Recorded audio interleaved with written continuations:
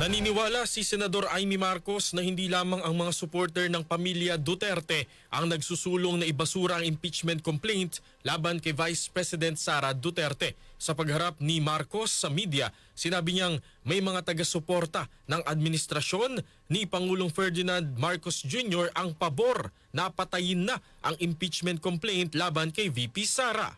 Ang duda ko, hindi lamang ang sinasabi o tinatawag na mga Duterte ang interesado sa pag-dismiss. Ang pakiramdam ko, mismo ang administrasyon ay may mga grupo na nagsasabi na wag nang ituloy at baka mapahiya lang sa numero.